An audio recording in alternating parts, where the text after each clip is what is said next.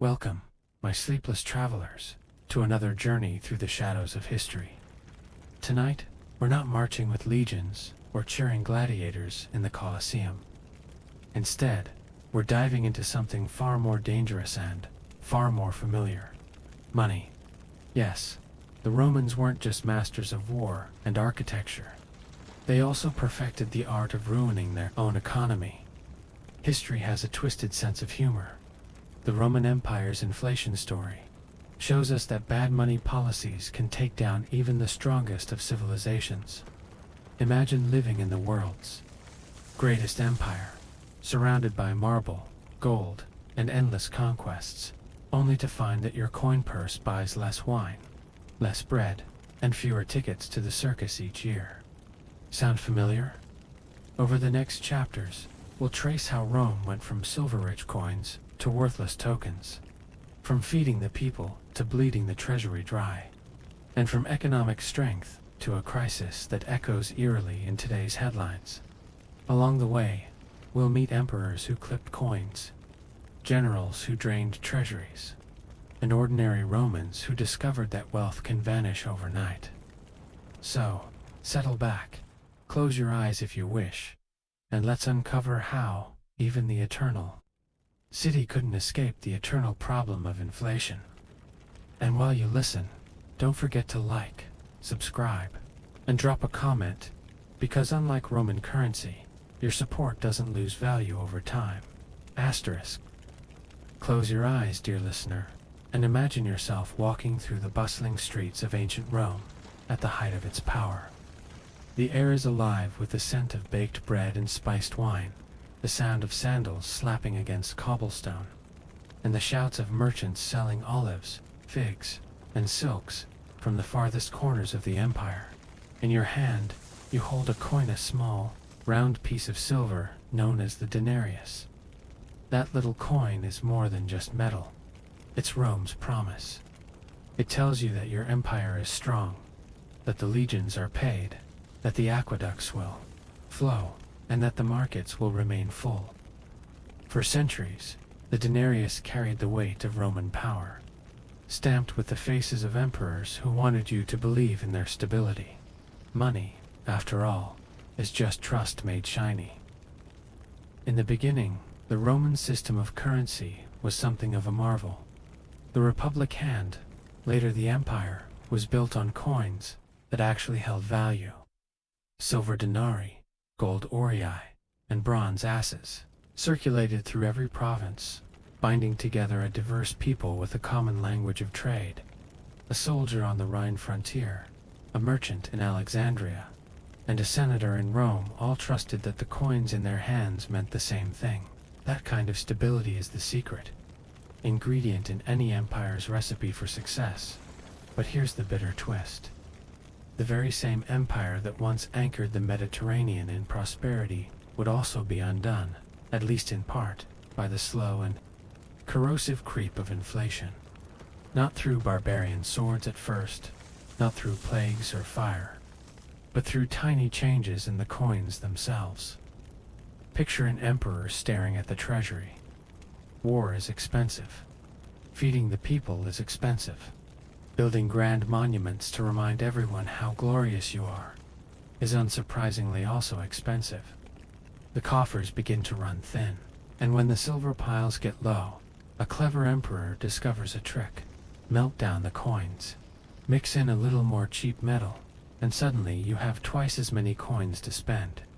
Problem solved, right? Except the problem is only just beginning. At first, nobody notices. The new coins shine just as brightly, and people accept them at face value. Rome still feels invincible. This is, after all, the empire of Augustus, of Trajan, of Hadrian. The idea that money itself could betray them is unthinkable. And yet, slowly, the seeds of distrust are planted. Merchants begin to test the weight of coins, to squint at their edges, to wonder whether they're holding real silver or just a pale imitation. This is the paradox of Rome's golden age. Outwardly, it glittered brighter than ever before. Roads stretched for thousands of miles. Legions stood guard on every frontier, and trade ships carried grain from Egypt and spices from India. But under the surface, cracks began to spread, not in marble, but in money. And here's where you, lying comfortably in your bed tonight, might start to feel the déjà vu. Because our modern world also runs on promises printed on paper or glowing on screens. And when governments overspend, when they stretch their currencies, the same doubts creep in. Will this bill, or this digital number, really hold its worth tomorrow? Rome's story whispers across the centuries. Don't be too sure. So, as we drift deeper into this tale, remember the coin you held at the start. That shining denarius was once the envy of the world. But even the brightest silver can tarnish, and Rome, for all its glory, would learn that no empire, not even the eternal city, can escape the laws of money. And if you're enjoying this quiet unraveling of history's secrets, don't forget to gently tap like, subscribe, and perhaps leave a comment. After all, it costs nothing, but it keeps this little storytelling empire alive. Unlike Rome's treasury, picture Rome at her height. Again, not the dusty beginnings of a struggling republic, but the marble-clad heart of an empire that stretched from the misty highlands of Scotland to the sands of Mesopotamia.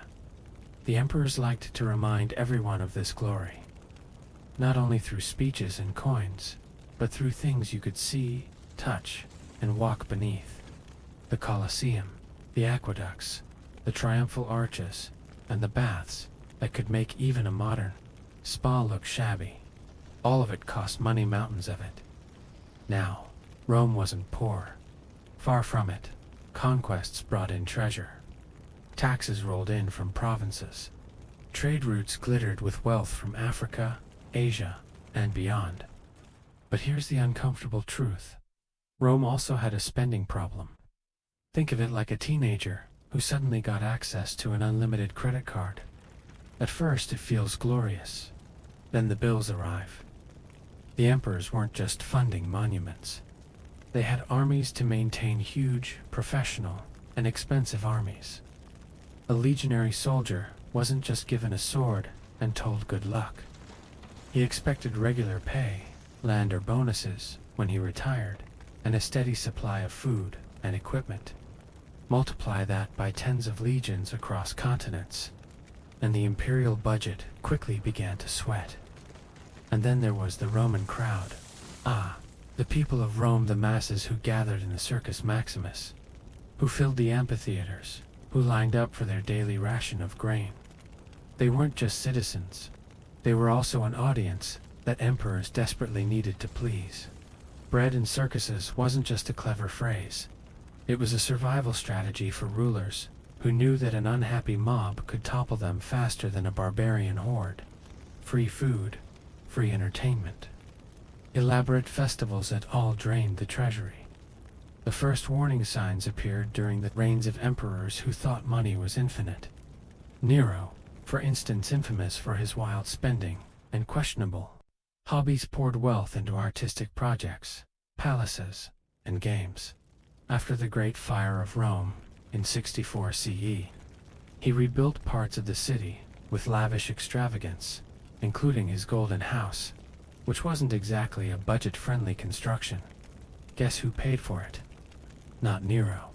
The treasury, already strained, bore the weight. Other emperors followed the same pattern. To stay in power, you had to keep the soldiers happy and the people fed. Raise taxes too much, and provinces rebelled. Cut back on spending, and Rome itself grew restless. So, instead of restraint, rulers often reached for a different tool: debasement of the coinage.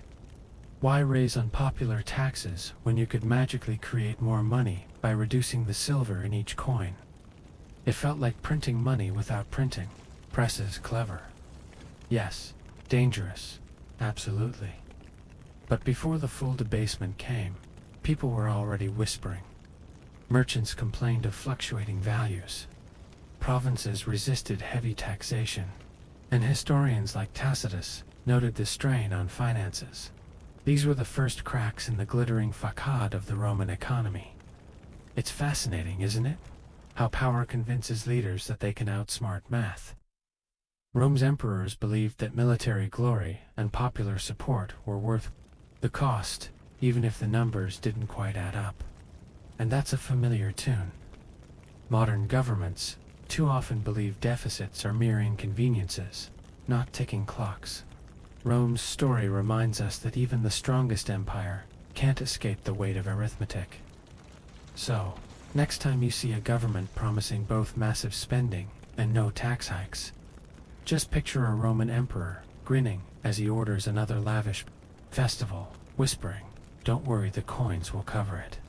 Spoiler alert, they did in single quotes, and if you're still awake, drifting somewhere between history and sleep, let me gently remind you to leave a comment. Tell me which emperor you think would have been the worst finance minister. It might be Nero, but I'll let you decide.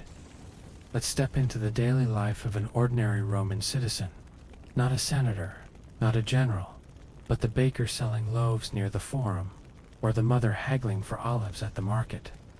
For them, the empire's prosperity was measured not in marble arches or golden statues, but in how much food they could put on the table. Rome was famous for its grain doltha annona.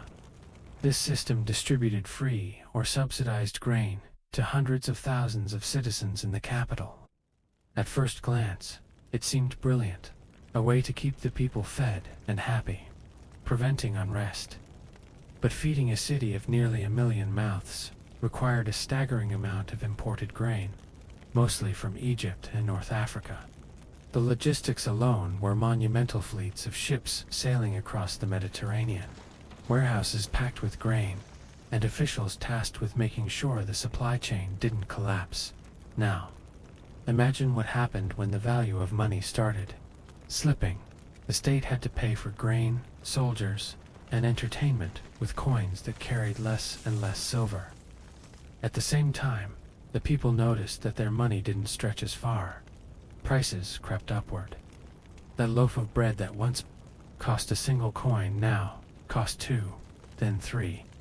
The phrase "burning a hole in your pocket" becomes literal when your coins lose value. Before you can spend them, the bread and circuses, policy handing out food, and endless entertainment was supposed to be Rome's safeguard.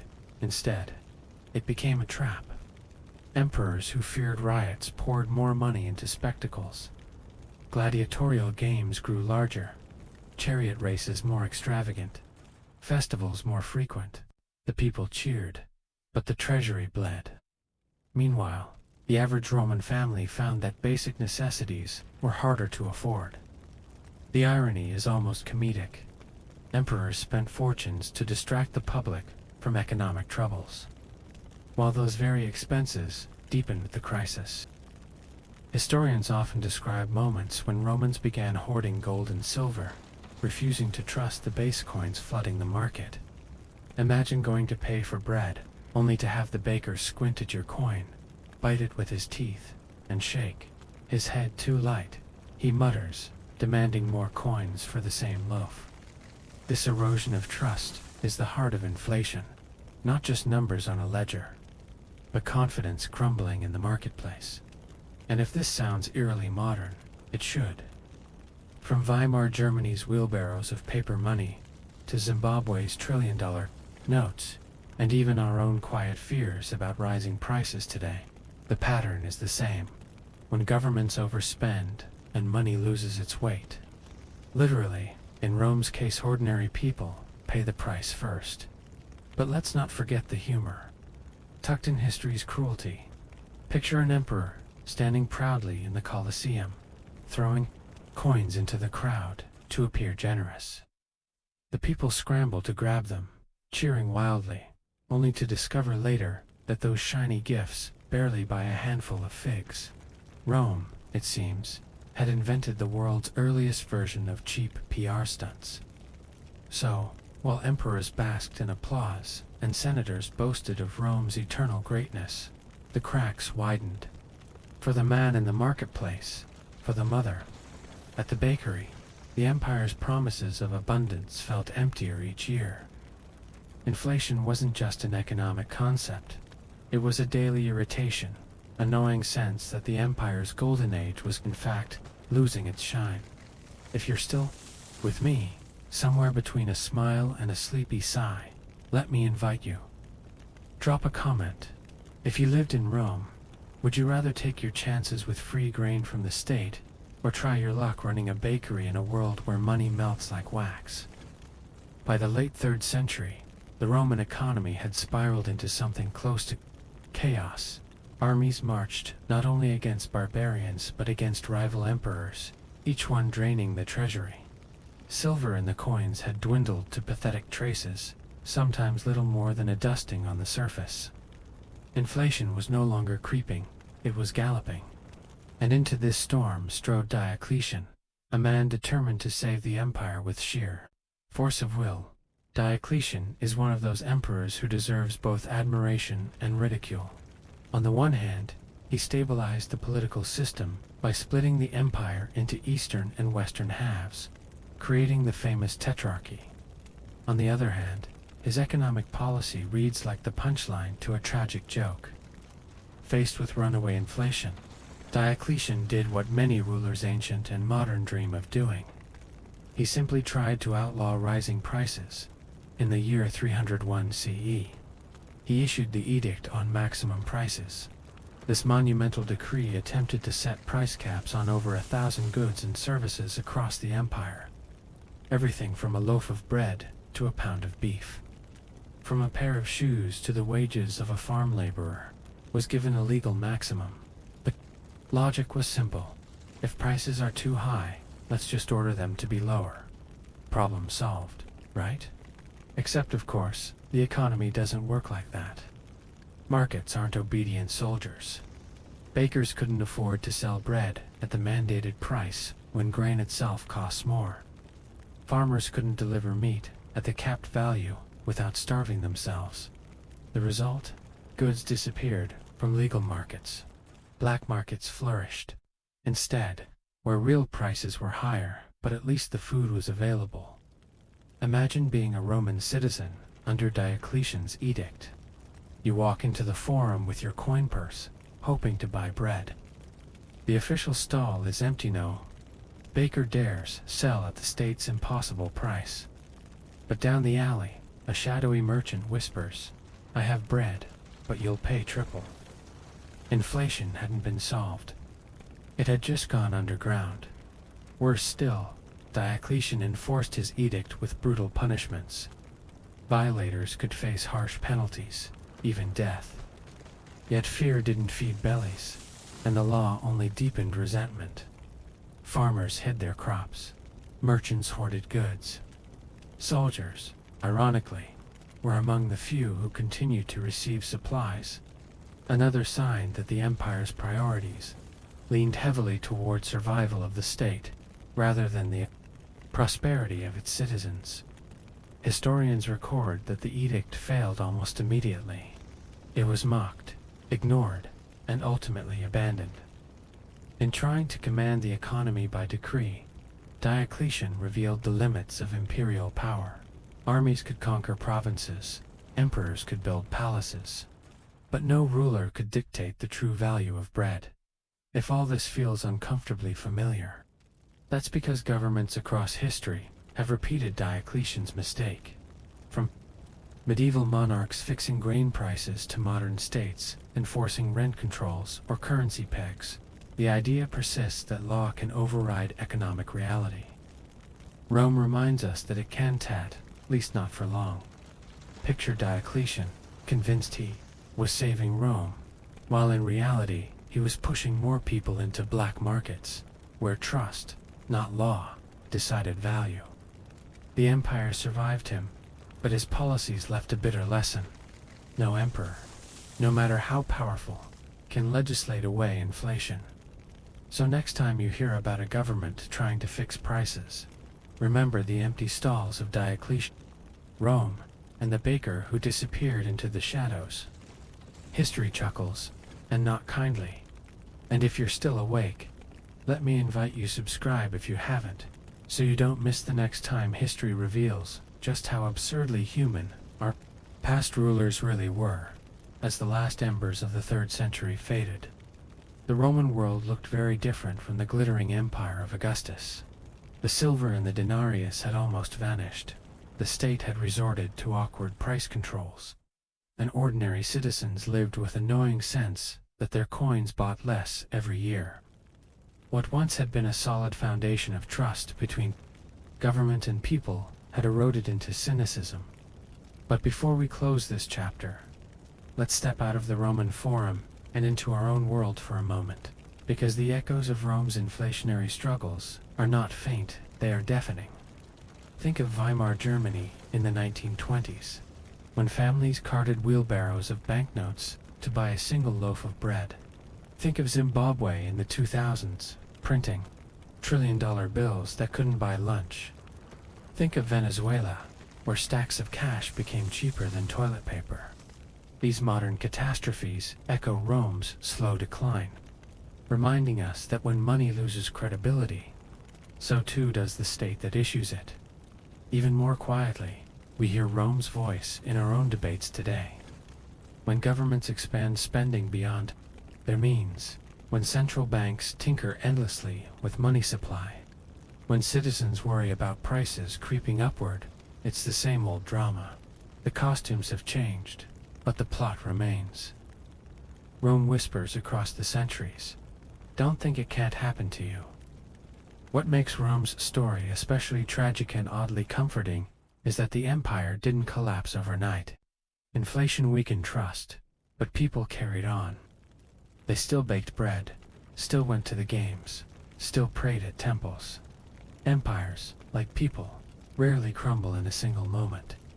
They decay slowly, with each coin that buys a little less, each edict that fails to restore order, each sigh of frustration in a crowded marketplace. For modern listeners, there's a strange lesson here. Inflation isn't just numbers in an economics textbook, it's lived reality. It's the anxiety of not knowing if your wages will cover tomorrow's rent. It's the resentment when the government insists everything is fine while your pockets say otherwise.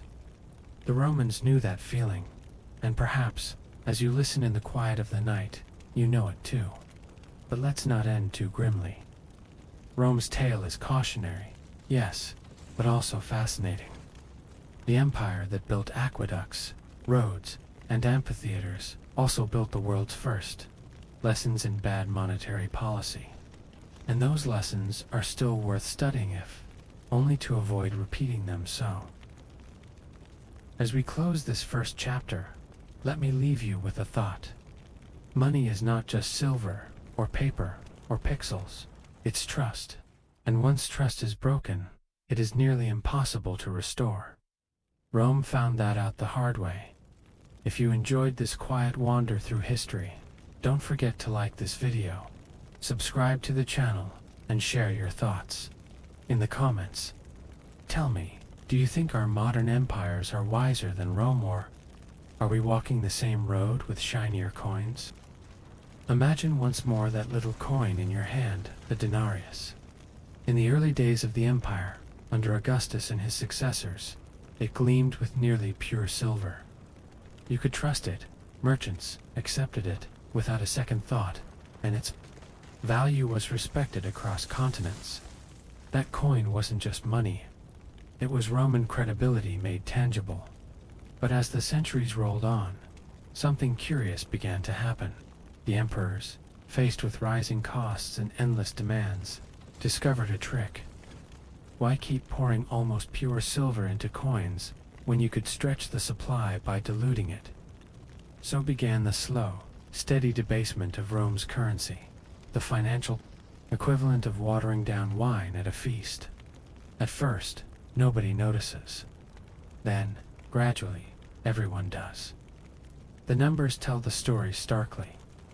Under Augustus, the denarius was about 95 to 98% pure silver. By the time of Nero, yes, the same Nero famous for fiddling while Rome burned, the silver content had slipped closer to 90%. Not catastrophic, but a signal of what was to come. Later emperors pushed the percentage lower and lower, until by the 3rd century CE, coins sometimes contained less than 5% silver, with the rest made of bronze or copper. By then, the coin that once sparkled with real wealth had become little more than a glorified token. And here's the kicker: emperors didn't exactly announce, "We're making your money worth less." Instead, they rebranded the process. A fresh issue of coins would be minted with new portraits, shinier surfaces, or a different name. People might be dazzled for a while, just as modern governments rename currencies or release new bills to restore confidence. But under the surface, the truth remained. Less silver, less value. Merchants weren't fools. They began weighing coins, testing their quality, and adjusting prices to compensate. If yesterday's denarius was 95% silver and today's was only 70%, then guess what? That loaf of bread now costs more coins. Inflation wasn't some abstract curve, it was the baker telling you, "Sorry, you'll need 3 denarii instead of 2. This process even had visible consequences. By the 3rd century, coins looked suspicious. The once bright silver sheen gave way to dull, coppery tones. In some cases, the outer layer of silver wore away quickly, revealing the cheaper metal beneath, like biting into what you thought was a chocolate truffle, only to discover it's hollow. Imagine the disappointment in the marketplace as Romans realized their empire was literally giving them second-rate money. And of course, debasement wasn't just about economics, it was about politics. Emperors needed quick cash to pay soldiers, fund wars, and build monuments to their greatness. Raising taxes risked rebellion. Cutting spending risked losing popularity. Debasement, by contrast, was sneaky. It felt painless at first, like a magician doubling the number of coins with a sleight of hand. But the pain came later, in the form of rising prices and collapsing trust. Modern parallels are hard to miss. When nations today expand the money supply too quickly, inflation follows. The Romans didn't have printing presses, but melting coins and mixing in copper was their version of quantitative easing. And just like now, the short-term gains masked long-term decay. Take Caracalla for instance. He introduced a new coin, the antininianus, around 215 CE, supposedly worth 2 denarii. It actually contained less silver than a single denarius. It was like declaring, "This piece of candy is worth 2 candies, even though you'd just shrunk it to half the size." Unsurprisingly, people caught on. Prices soared, confidence plummeted, and the empire slid deeper into crisis. Debasement even affected the military. Soldiers, after all, wanted real pay. They quickly realized that the shiny coins they received bought less on the open market. To keep them loyal, emperors had to raise salaries again and again, creating a vicious cycle. More debasement to pay. The soldiers, more inflation, more demands for higher wages. Rome's economy became a hamster wheel, spinning faster and faster, but going nowhere. The irony is almost painful. The very coins meant to symbolize Rome's eternal strength became proof of its weakness. Citizens could hold the decline in their palm, rub it between their fingers, and see the empire's broken promises etched into cheap metal. And perhaps, lying there listening tonight, you recognize the lesson. Trust in money is fragile. Once lost, it rarely returns. Rome learned it the hard way, one diluted coin at a time. Before we pause here, let me gently ask if you find this unraveling of Rome's money both soothing and slightly alarming. Do consider subscribing. Unlike Rome's silver, your support doesn't lose purity over time. Let's walk again into the streets of Rome, but this time, not during the golden days of Augustus. Instead, picture the empire 2 centuries later. The marble is still there. The aqueducts still pour water into fountains. And soldiers still march proudly through the gates. But life for ordinary people feels different. The coins jingling in their purses don't carry the same promise they once did. A mother goes to the market to buy bread. Yesterday, a single denarius was enough. Today, the baker demands 2. Tomorrow, maybe 3. It isn't that. The bread has suddenly grown more valuable, it's that the coin itself has grown weaker. Inflation has no face, no sword, no banner. It creeps into your life silently, until you realize your money no longer feeds your children the way it used to. Shopkeepers began to hoard older coins, the heavier ones, rich in silver, while pushing the lighter, debased ones back into circulation. If you've ever heard the saying, bad money drives out good, this is where it comes from. People spent the cheap coins and clung to the valuable ones. A behavior economists later called Gresham's Law. Rome didn't need textbooks to learn it. They lived it. This everyday reality created strange distortions.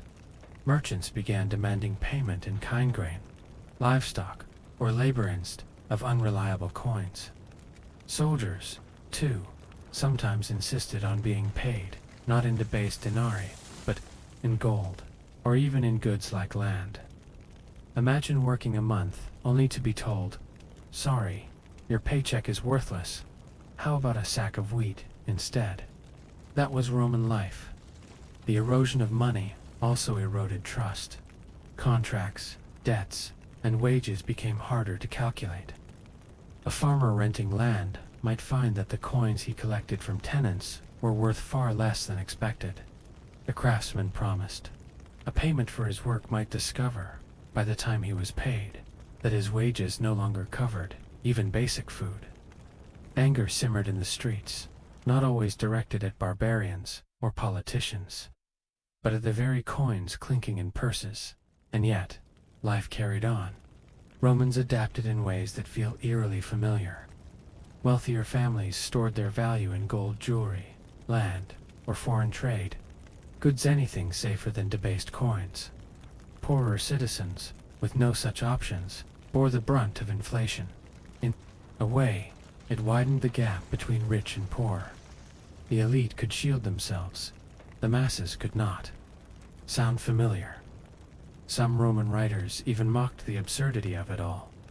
Imagine the satirists of the day, joking about how an emperor's face looked thinner on a coin because the silver content had melted away.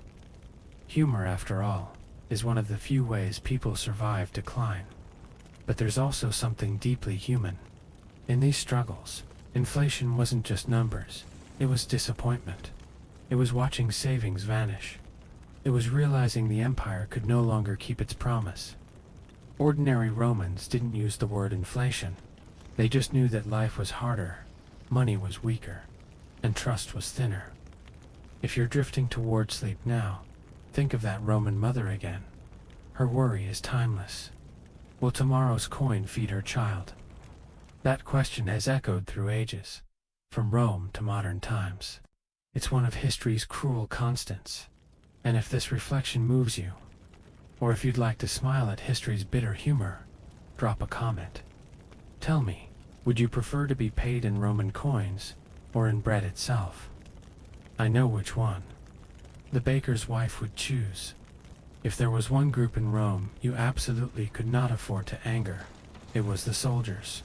Emperors came and went on the points of their spears. The army was not just Rome's defense, it was Rome's kingmaker.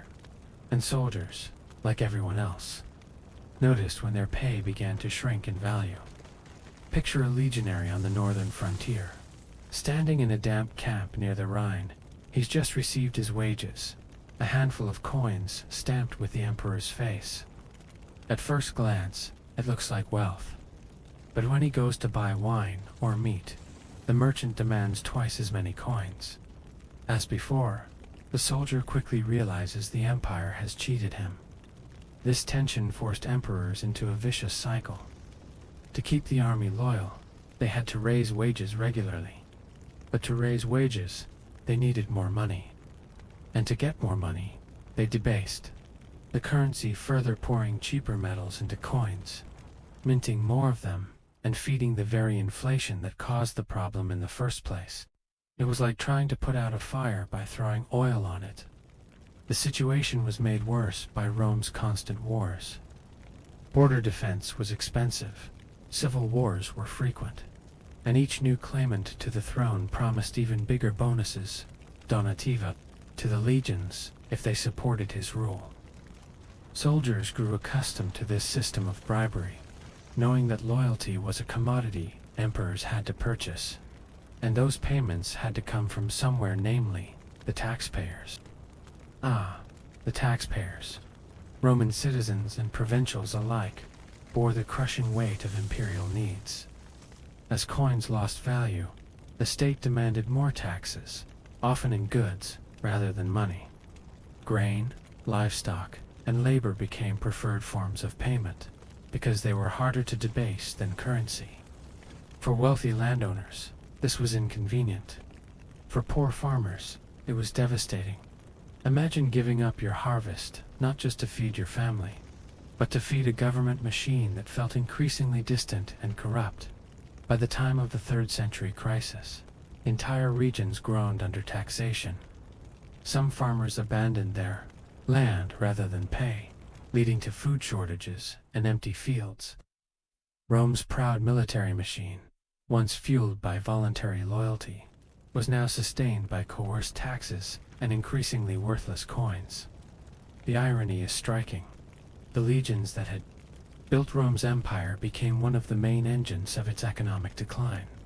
Soldiers demanded real value for their service, but the state tried to pay them in illusions coins that looked silver but weren't, and soldiers, pragmatic as ever, responded by demanding more, forcing emperors to mint faster, cheaper, and ever more hollow money. We might laugh at the absurdity empires undone, not by grand battles, but by bad accounting. Yet the humor stings, because it's familiar.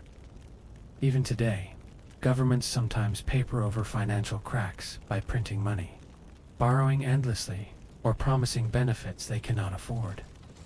Like the Romans, we gamble that loyalty can be bought cheaply. History, however, suggests the bill always comes due. So next time you see an ancient Roman coin in a museum, look closely. The soldier who once held it may have grumbled the same way modern workers do when their paycheck buys less than it did last year. The faces on the coins change Augustus, Nero, Diocletian. But the frustration of a shrinking wage is timeless. And before you drift off, let me ask, if you were a Roman soldier, would you have taken the emperor's shiny new coins, or demanded a plot of land instead? Drop your thoughts in the comments. I suspect many legionaries would have chosen the farm. Economies, like people, have a way of pushing back when they're mistreated. Rome's emperors might have believed they could command value by decree or stretch silver by sleight of hand, but the marketplace had its own mind, and when coins lost their substance, the market delivered its revenge. The first reaction was simple: hoarding. Ordinary Romans learned quickly which coins were good and which were not. The heavier, older denarii with high silver content disappeared from circulation. People tucked them away in jars, buried them in fields, or melted them down into jewelry. Meanwhile, the lighter, debased coins kept flowing through daily transactions. The result: bad money drove out good. It's a story so common in history that economists gave it a Legresham's law, but for the Romans, it was simply survival. Merchants responded in kind. Some refused to accept certain coins altogether.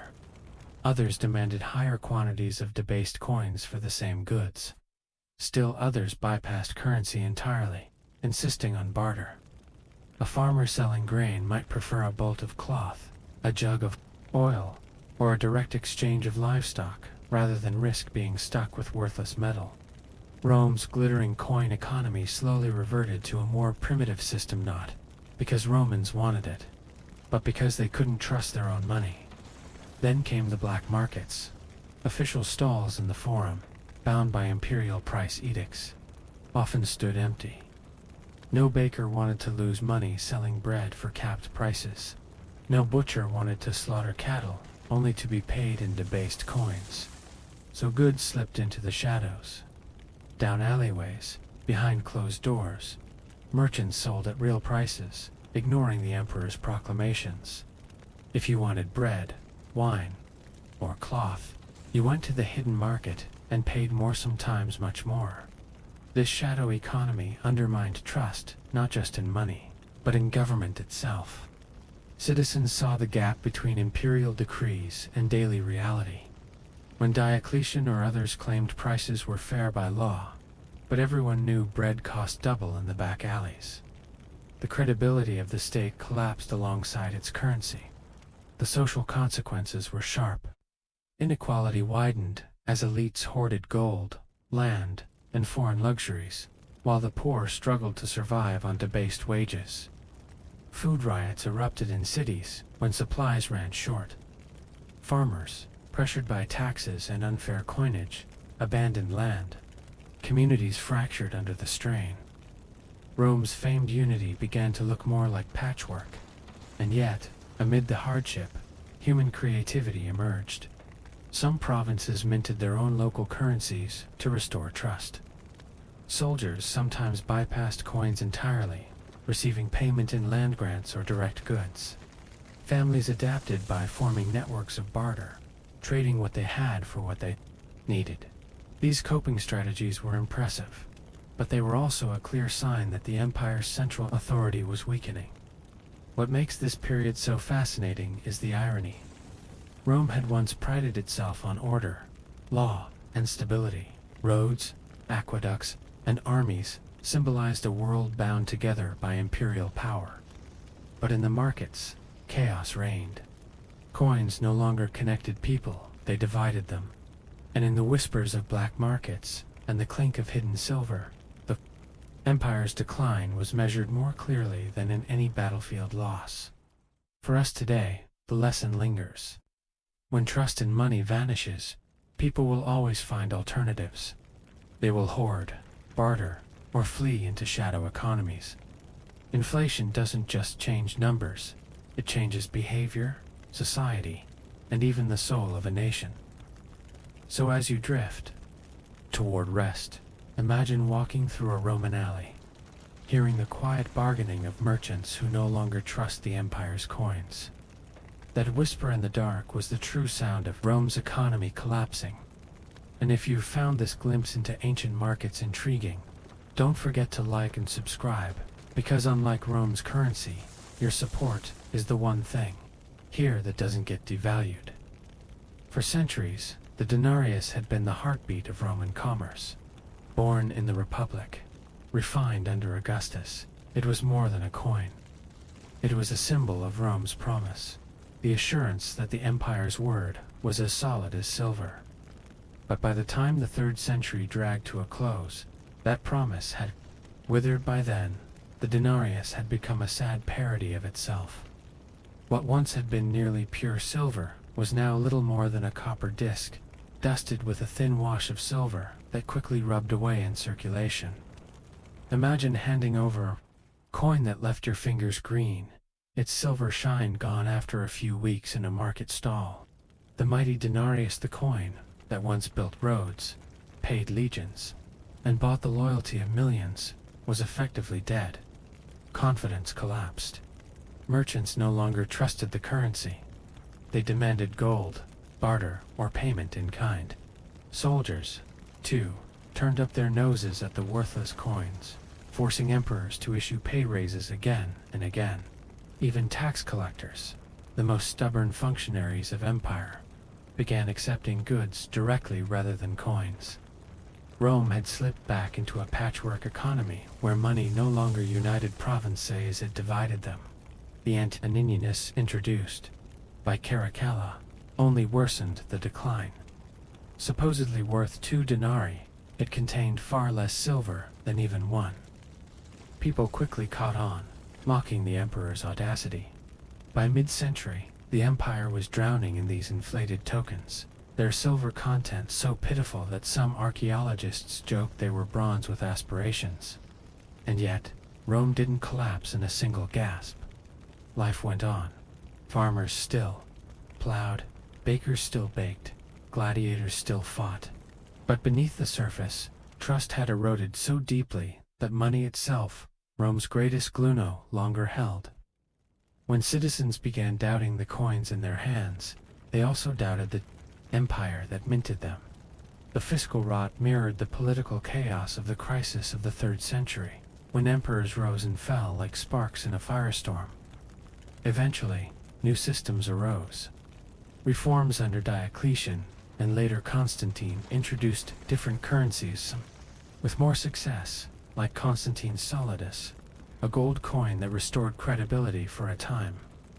But the age of the denarius, that humble silver promise, was over. Its slow death had taught Roman the world that money without trust is nothing but scrap metal. And here's the haunting lesson for us. Currencies don't die with explosions. They fade coin by coin, promise by promise, until one day the people simply stop believing. Rome's denarius didn't vanish because of barbarian invasions. It vanished because Romans themselves stopped trusting it.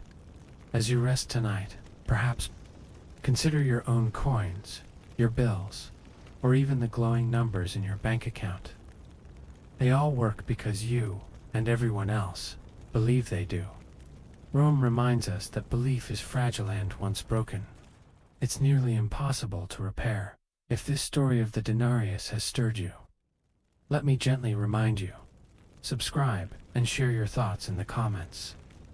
Would you have trusted Rome's shiny but hollow coins, or would you have hidden your wealth in land and gold? History suggests the cautious Romans had the right idea. Let us return once more to the heart of Rome, where marble columns gleam in the sun, and the streets teem with voices in a dozen languages. If the empire had a beating heart, it was not the Senate nor the emperor's palace, it was the people. And the people were hungry. The emperors knew this well, from the earliest days of the empire. Rulers discovered a dangerous truth.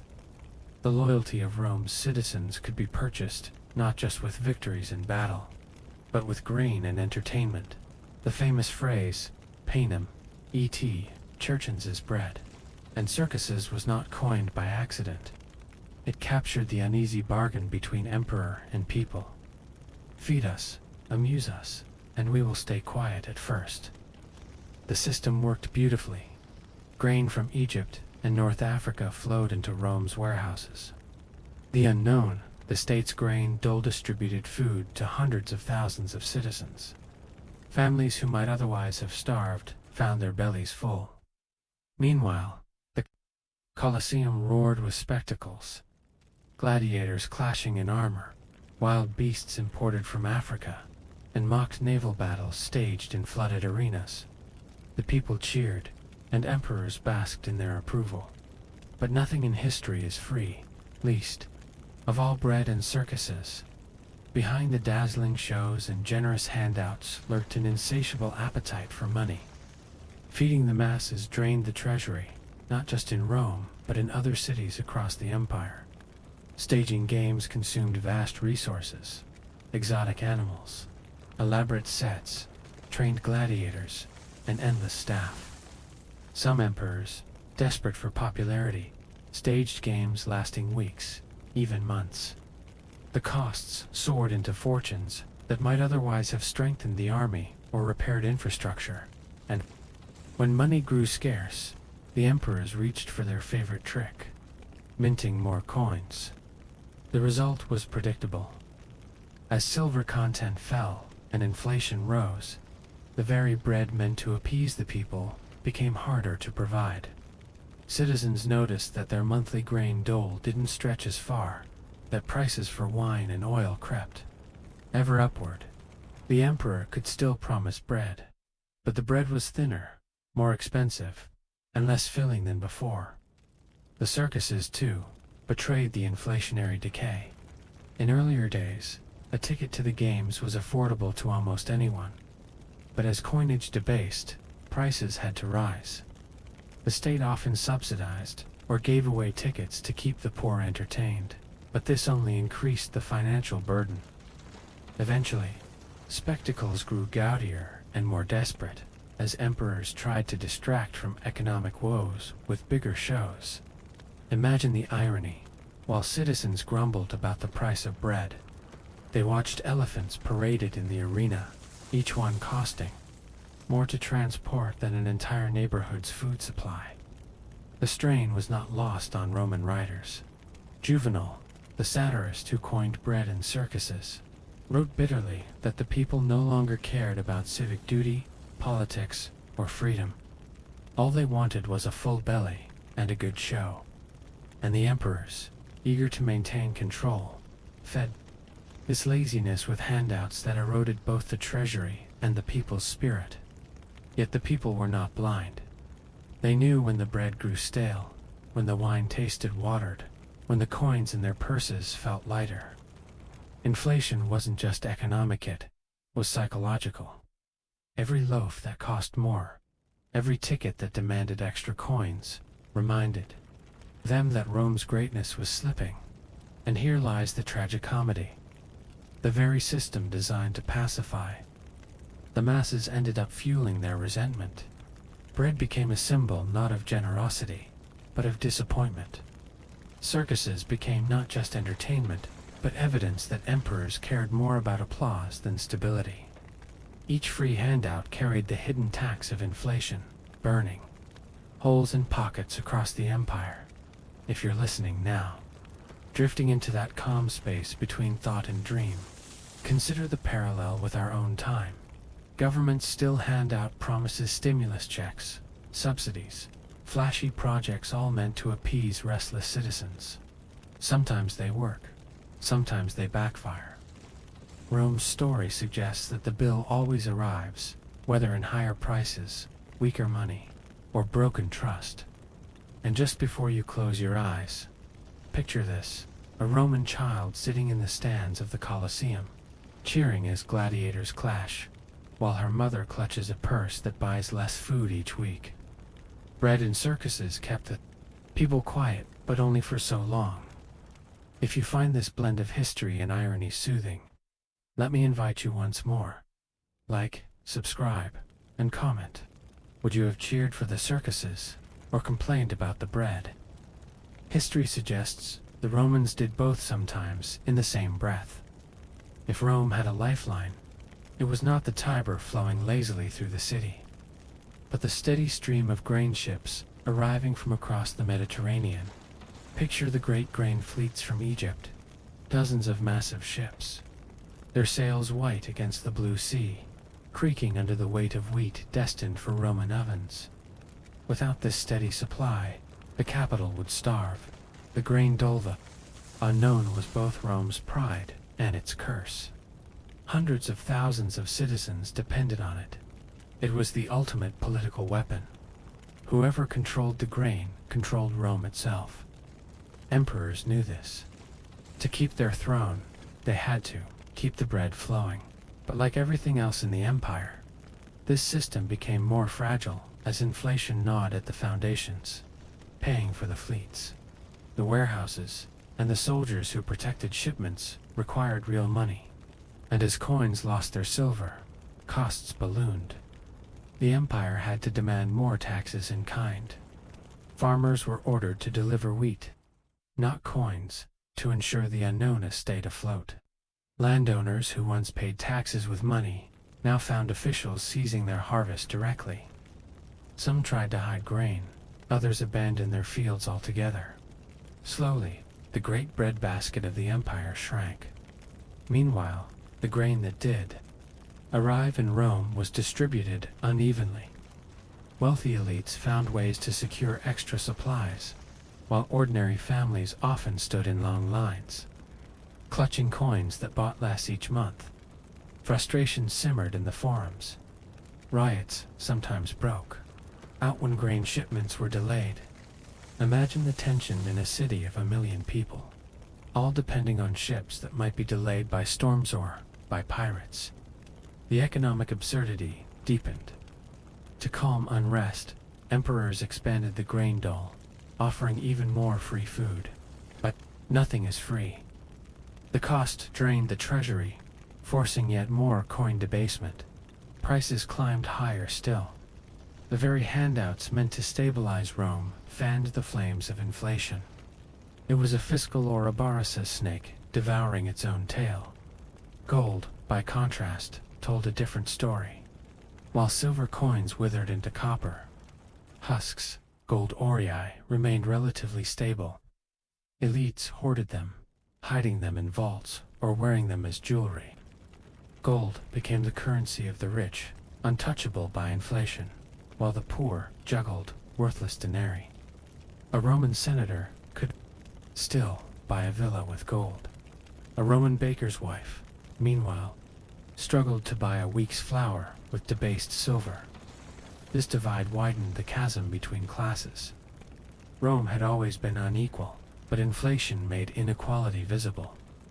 The poor paid with coins that crumbled in value, while the rich traded in stable gold. Bread lines grew longer, resentment deeper. In the Colosseum, cheers masked hunger. On the streets, discontent whispered.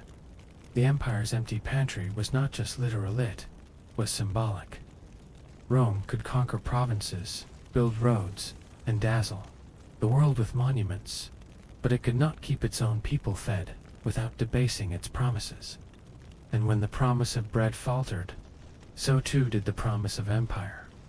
If you close your eyes now, imagine a Roman mother in line for grain, clutching her children's hands, praying the ship has arrived. Behind her, a senator strolls by, his tunic heavy with gold coins that inflation cannot touch. That contrast the hungry many and the insulated few was Rome's truest inflation story. And if this picture feels eerily modern, it should. From food subsidies to unequal wealth distribution, echoes of Rome's pantry crisis still rumble in today's world. Bread, it seems, is always political. Before we drift on, let me ask you, if you lived in Rome, would you rather be the senator with gold or the citizen with bread rations? History suggests both came at a price. Drop your thoughts in the comments, I'm curious which path you'd choose. If the grain dole was Rome's way of filling stomachs, the circuses were its way of filling minds. Emperors understood something timeless. When people are entertained, they are less likely to rebel. And no civilization in history threw a show quite like Rome. Step into the Colosseum on a festival day. The air hums with excitement. Tens of thousands of citizens pack the stone seats, their voices rising in a roar. Below, the arena gleams with sand freshly raked for the games. Trumpets blare. Exotic animals pace in cages, lions from Africa, tigers from Asia, even elephants and crocodiles, all shipped at staggering expense to amuse the Roman crowd. Gladiators prepare behind the gates, some hardened veterans, others terrified slaves, seeing daylight for the last time. For the audience, admission was often free or heavily subsidized. For the emperor, the cost was astronomical. Animals had to be captured and transported across continents, fed for months, and trained. Gladiators required housing, weapons, and instructors. Elaborate stagecraft demanded carpenters, engineers, and artists. Some emperors went so far as to flood the Colosseum for mock naval battles, draining and refilling it with water in feats of engineering brilliance and fiscal madness. All of this spectacle was designed to distract the people from harsher realities. As coins lost value and bread lines grew, emperors doubled down on entertainment. See, they proclaimed, Rome is still glorious.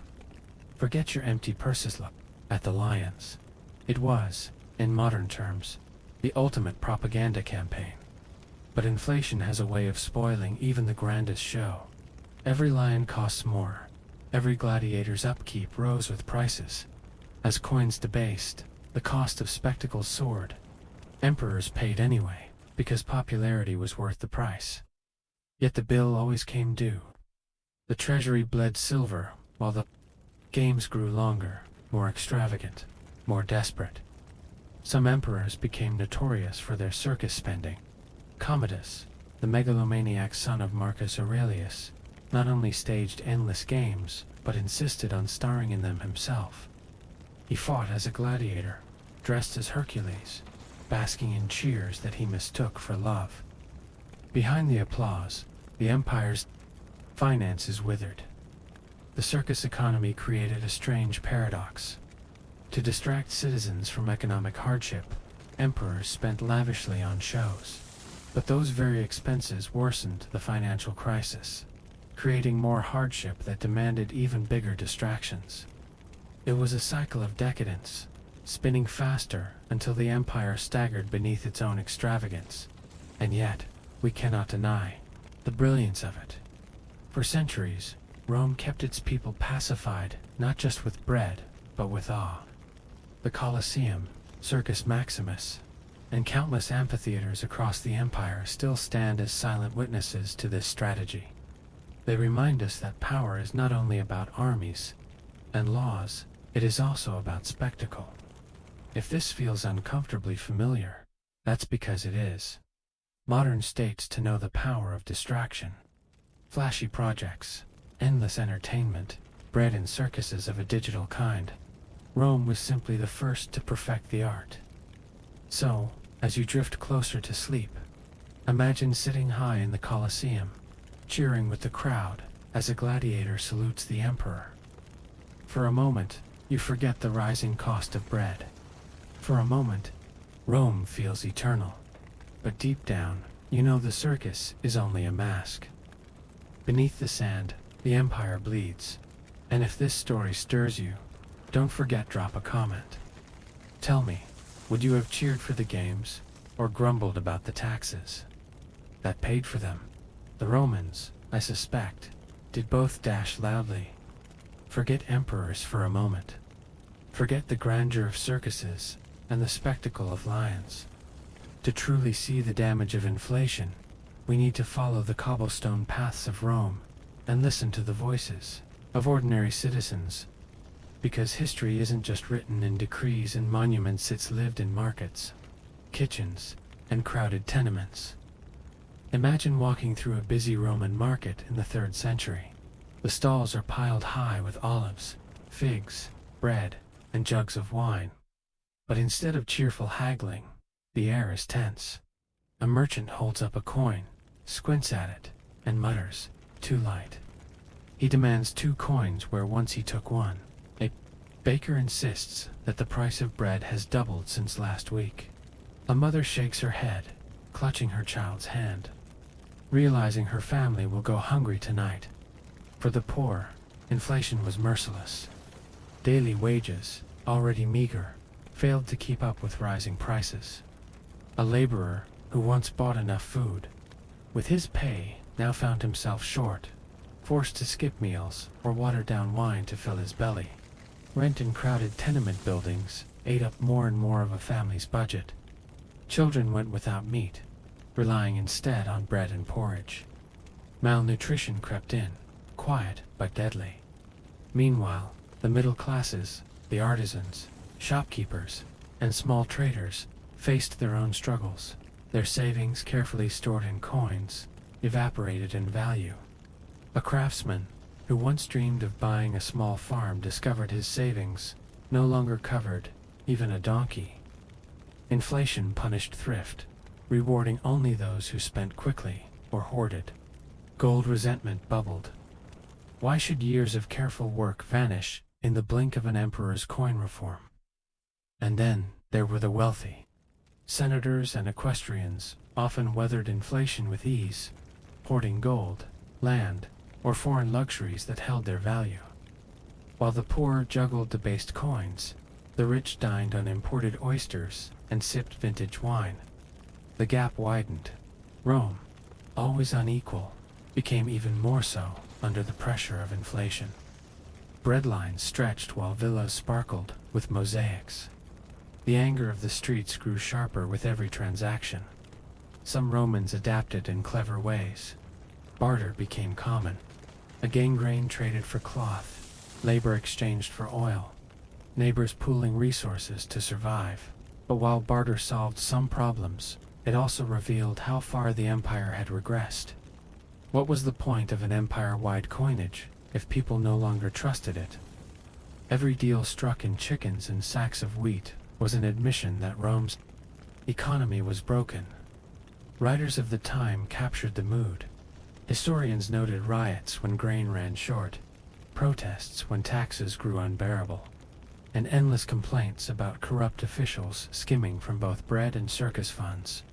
Satirists joked bitterly about coins that wore thin after a single trip through the marketplace. Even poets, usually lost in myth and romance, turned their pens toward the gnawing hunger of the streets. The bitter irony was this: while emperors staged ever more elaborate shows to prove Rome's greatness, ordinary Romans felt their lives shrinking. The Colosseum dazzled, but the pantry was empty. Inflation had turned the eternal city into a place of fragile illusions, where marble gleamed but stomachs ached. And if you pause to think, doesn't this sound familiar? Our own cities, too, can shine with skyscrapers and spectacles, while ordinary people struggle with rising rents, shrinking paychecks, and empty pantries. Rome is closer than we think, not in geography but in experience. So, as you listen in the quiet now, imagine yourself as that Roman standing in the market. Purse lighter, prices higher, wondering whether the empire that claimed to rule the world could even feed its own people. That question haunted the man, perhaps. It should haunt us too. If this glimpse into street-level Rome resonated with you, leave a comment. Would you have trusted the emperor's coins or gone straight to barter? Rome's citizens answered with their actions. If Rome's streets told the story of inflation in empty purses and angry bakers, its politics told the story in fear. For emperors, hunger was more dangerous than any barbarian army. A starving people could riot. A desperate mob could storm palaces. And in Rome, mobs were not shy about violence. The emperors knew this. They had inherited a city that demanded food and entertainment as rights, not privileges. The grain dole was untouchable. To tamper with it was political suicide. But keeping it running grew harder as inflation corroded the empire's finances. Every shipment of grain cost more to procure, more to transport, more to guard. Every loaf of bread handed out for free carried a hidden deficit. And when the bread was late or short in supply, the people turned their rage directly toward the emperor. Historians record several instances when food shortages erupted into riots. Crowds stormed granaries, shouting curses at officials accused of corruption. Merchants accused of hoarding were beaten in the streets. Even the emperors themselves felt the fury. Claudius once nearly faced lynching when the grain supply faltered. In those moments, the shimmering illusions of Rome's grandeur shattered, and the raw truth appeared. An empire that could not feed its own capital was an empire in peril to buy peace. Emperors leaned harder on spectacle. The games became political, theater, not just entertainment. A successful festival could drown out grumbles of hunger for a time. But even applause has a price. Funding months of gladiatorial shows meant draining coffers that were already bleeding from military expenses. Inflation made the cycle crueler. Higher costs demanded more debasement, which worsened inflation, which made bread scarcer, which demanded more shows. The politics of hunger were a trap, and emperors walked willingly into it. Distrust seeped deeper. Citizens no longer believed the emperor's assurances about stable prices. They distrusted officials who weighed their coins with suspicious eyes. They distrusted merchants who charged more each week. And most dangerously, they distrusted the empire itself, the grand promise that Rome was eternal, prosperous, and unshakable. What good was eternal Rome if a loaf of bread was out of reach? This political erosion mattered. An empire runs on loyalty, as much as armies, and loyalty runs on trust. Inflation devoured that trust, one loaf, one coin, one broken promise at a time. By the time of the 3rd century crisis, emperors rose and fell at dizzying speed, many lasting only months. Inflation didn't kill them directly, but it made the ground beneath their thrones unstable. Hunger whispered rebellion in every alley. If you close your eyes, picture the contradiction.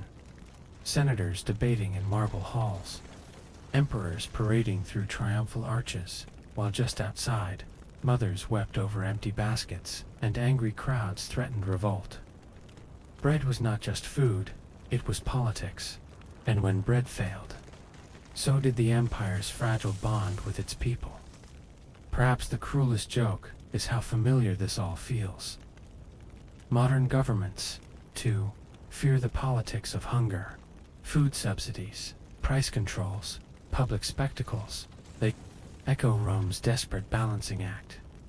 History shows us the danger. Short-term fixes may quiet the mob, but they rarely solve the root. Rome's emperors learned this too late.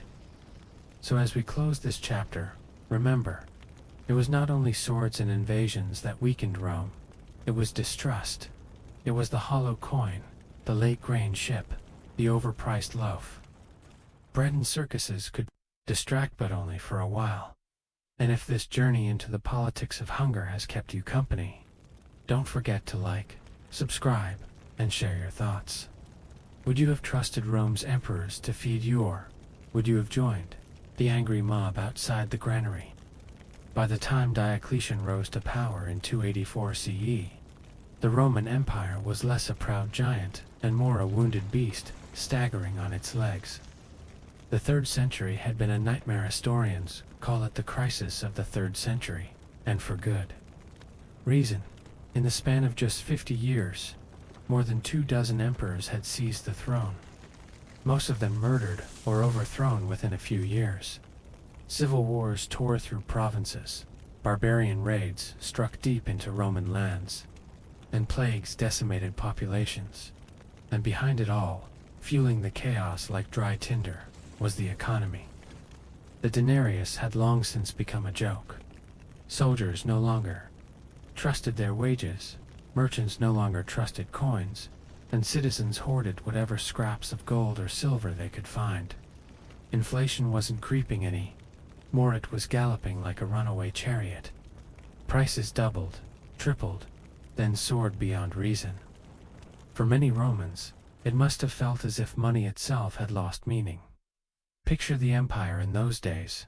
On the frontiers, legions grumbled, demanding higher pay to match rising costs. In cities, markets buzzed with suspicion as bakers and butchers refused to accept debased coins. Farmers, tired of unfair taxes, abandoned their fields, leaving once productive lands to weeds. Trade routes weakened. Local economies reverted to barter. The empire that once boasted of ruling the known world could barely keep its people fed. Into this maelstrom stepped Diocletian, a soldier by background, hardened by campaigns, and ambitious enough to seize the purple. He must have looked at the empire and thought, if I don't fix this, Rome will die on my watch. He reorganized the army, strengthened borders, and most famously, split imperial rule into the tetrarchy, 2 senior emperors and 2 juniors to stabilize succession. But perhaps his boldest and most controversial move was his attempt to fix the broken economy. Diocletian's challenge was immense. How do you restore trust in money when people have learned, through bitter experience, that coins are lies? How do you feed cities when farmers would rather hide their grain than sell it for worthless currency? How do you command loyalty when soldiers sneer at their pay? These were not theoretical questions, they were urgent, life or death problems, for an empire teetering on collapse. The emperor's answer was audacious. If markets had gone wild, then the state would seize control of them. If prices rose too high, he would decree them lower. If people distrusted money, he would enforce value with law and punishment. In Diocletian's mind, Rome didn't need trust, it needed order, and order could be commanded. The stage was set for one of history's most ambitious economic experiments, the Edict on Maximum Prices. issued in 301 CE. It was meant to reset the empire's economy with a single stroke of the pen. But before we explore that decree itself, we must linger here, in the prelude, to understand just how desperate Rome had become. The crisis before Diocletian was more than financial, it was psychological. Romans no longer believed in their empire the way they once had. The marble still stood, the legions still marched, but confidence, the invisible glue holding society together, was gone. And when confidence dies, no amount of gold or silver can save a nation. As you listen, perhaps half asleep, think of the parallels. How many modern leaders, faced with rising prices or collapsing trust, reach for bold decrees? How many promise that with the right law, the right regulation, the right command, they can bend markets to their will? Rome's story whispers across centuries, it is not so simple. Diocletian thought he could command bread, wine, and wages into stability. What he would discover is that the market has teeth and it bites back. Before we dive deeper into his fateful decree, let me gently invite you like and subscribe, so you won't miss how one emperor's desperate gamble turned into one of the most famous economic blunders in history. In the year 301 CE, Diocletian unveiled his great economic weapon, the Edict on Maximum Prices. Imagine the scene stone. Tablets and papyrus copies of the decree distributed across the empire, nailed to walls and marketplaces, recited aloud in city forums, carried by imperial messengers to the furthest provinces. The message was simple, bold, and terrifying. Rome would no longer tolerate runaway prices. The edict was a sweeping attempt to control the uncontrollable. It listed over 1,000 goods and services, each assigned a maximum legal price. A loaf of bread, fixed. A pound of beef, fixed. A tunic, a pair of sandals, a jug of wine, all fixed. Even wages for laborers and soldiers were set by law, as if human effort itself could be priced like a commodity in Diocletian's great catalogue. The emperor framed his decree as a moral crusade. In the preamble, he thundered against greed, accusing merchants and profiteers of driving up prices to exploit the suffering of honest citizens. To Diocletian, inflation was not the result of imperial debasement or reckless spending. It was the fault of selfish sellers. The solution, therefore, was not to reform the coinage or cut expenses, but to crush greed with law and punishment. At first glance, it might have seemed a godsend to the average Roman. Imagine being a mother, weary of rising bread costs, suddenly told that prices would be capped forever. Imagine a soldier, anxious that his pay bought less each year, now reassured that his wages were protected. To many, the edict must have sounded like salvation, but on paper is one thing. In practice, it was folly. Markets do not obey emperors. Bakers could not sell bread at the fixed price if grain itself costs more. Farmers could not bring their crops to market if transport costs exceeded legal limits. Merchants, faced with impossible ceilings, simply withdrew goods from official markets. The result was immediate scarcity. Stalls emptied. Shelves grew bare. Citizens who once hoped for relief found instead that nothing was available at any price. And then came the black markets. In alleys and hidden courtyards, goods reappeared at real prices, far above the emperor's ceilings. To survive, Romans had no choice but to participate. A mother who wanted bread went not to the forum's stall, but to the whispering merchant in the shadows. Soldiers, too, learned that their wages were meaningless under the law, but still useful in the underground. Economy. The edict carried brutal punishments for violators, severe fines, even death. Historians note that in some places, people were executed for charging above the official price of goods. But fear cannot feed a population. Terror only drove commerce further underground. where it was safer to pay extra than risk starvation. Within a few years, the edict collapsed. It was widely ignored, often mocked, and eventually abandoned. Diocletian had hoped to restore order. Instead, he had exposed the empire's impotence. The laws of economics, it turned out, were stronger than imperial armies. And yet, Diocletian's failure is oddly comforting, because doesn't it sound familiar? How many times in history have leaders, faced with shortages and inflation, declared they would simply cap prices? From medieval grain controls to modern rent caps, the dream persists that law can override supply and demand. Rome's story offers a quiet chuckle. Good luck with that. So, as you rest tonight, think of those tablets nailed to the walls of Roman markets, declaring the price of bread and wine forever fixed. Imagine the smirk of the baker, the sigh of the mother, the whisper of the black market merchant.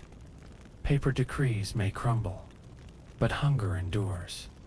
And if you've found this peek into Diocletian's grand but doomed experiment engaging, don't forget to subscribe, because unlike Roman laws, your support actually works. The ink on Diocletian's edict had barely dried before the cracks showed. In the bustling markets of Rome, Antioch, and Alexandria, stalls once crowded with food and goods stood empty. Bakers whispered, "I cannot sell bread for this price, it would ruin me." Butchers shook their heads at customers, unwilling to slaughter animals when the official price barely covered costs. Merchants quietly closed their shutters. What happens when an emperor tries to chain the market?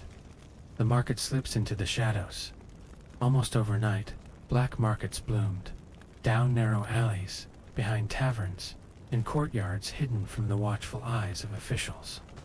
Trade carried on, but at the real prices Diocletian's edict had tried to banish.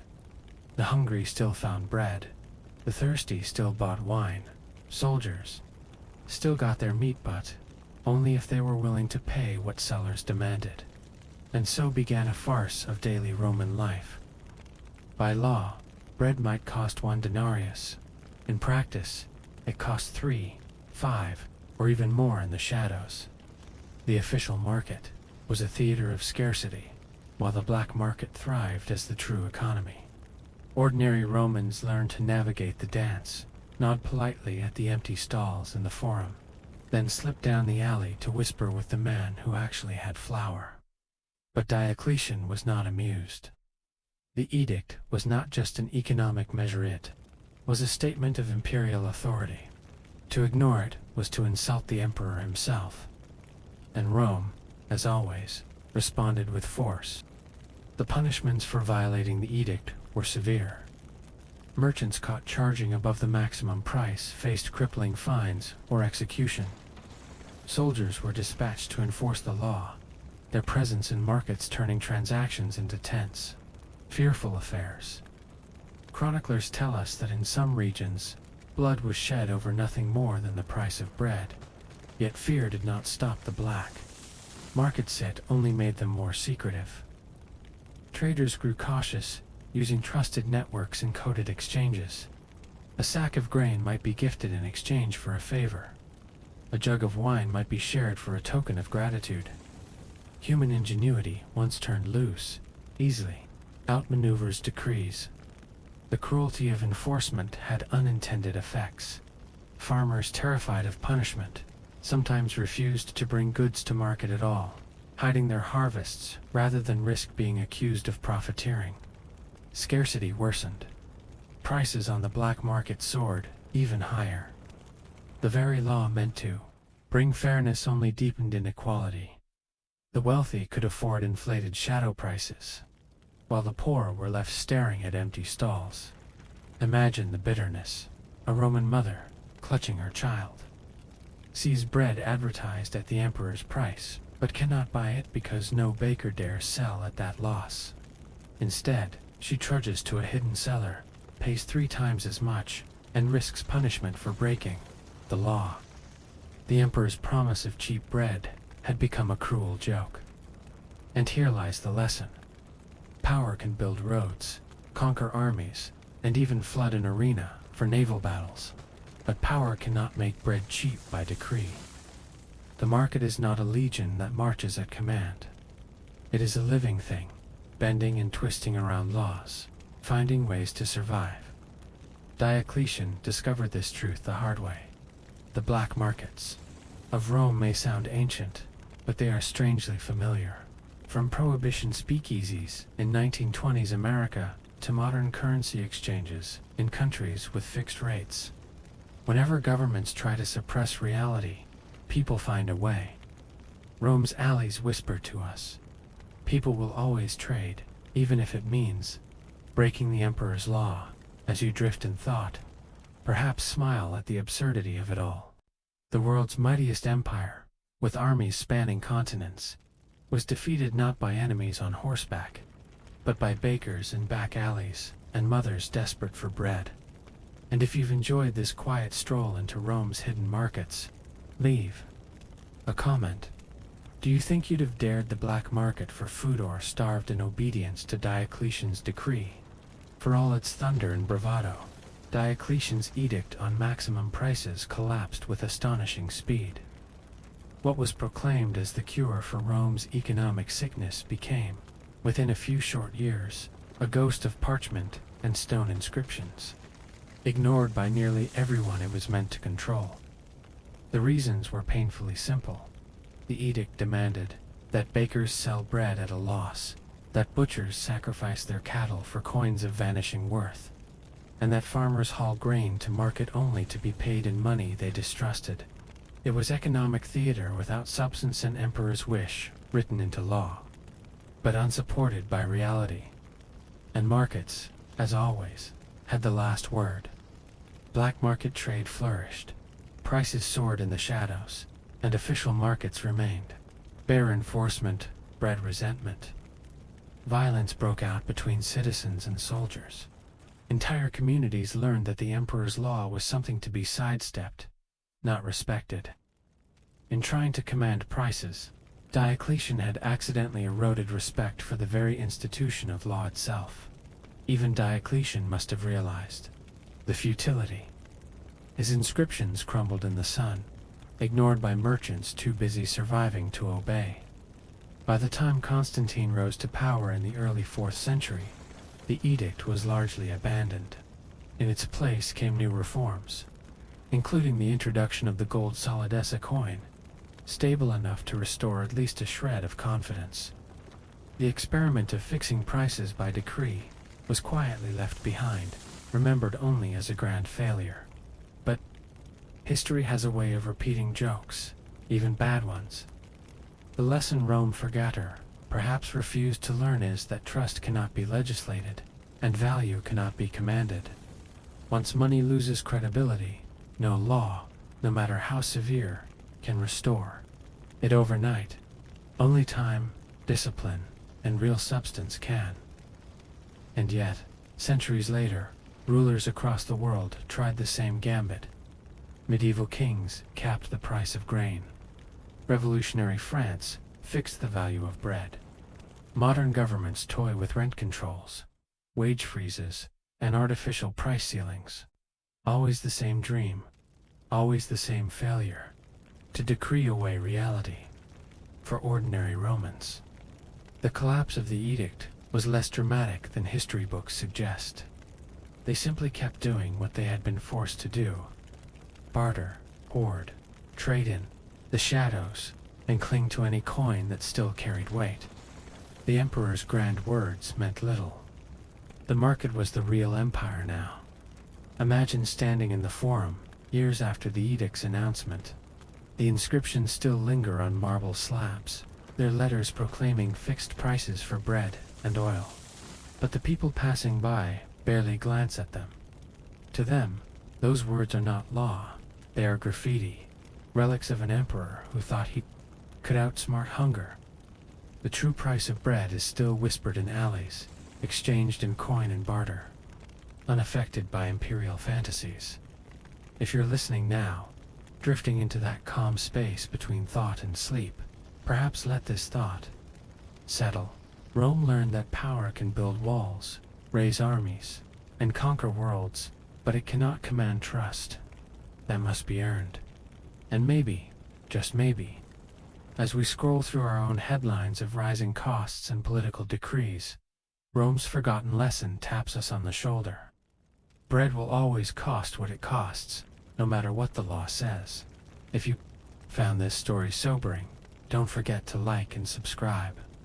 Unlike Diocletian's law, your support actually endures. Diocletian is long gone. The Colosseum stands in ruins. His inscriptions are weathered stone fragments in museums, and his empire is dust. Yet the shadow of his edict on maximum prices lingers, because while the marble crumbled, the temptation he embodied has never left. Us, the idea that governments can simply decree value into existence is as old as power itself. When Diocletian capped the price of bread, he was not inventing folly, he was formalizing it. And centuries later, rulers would follow his path with the same misplaced confidence. Think of medieval Europe, where kings tried to fix the price of grain in the face of shortages, only to drive trade underground. Think of revolutionary France, when the Committee of Public Safety imposed the law of the maximum to control bread prices, leading to hoarding, black markets, and blood in the streets. Or fast forward to the 20th century.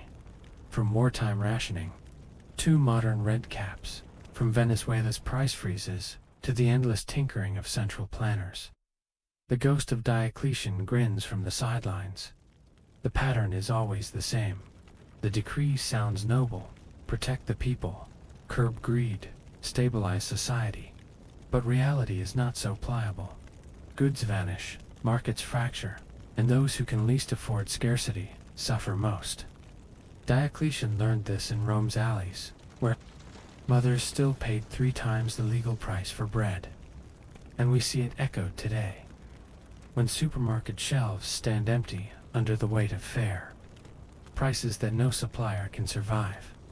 The most haunting part of this shadow is not the psychology. Price fixing erodes trust, not only in money, but in government itself. When the emperor's law says bread costs 1 coin, but every Roman knows it costs 5, faith in the system dies.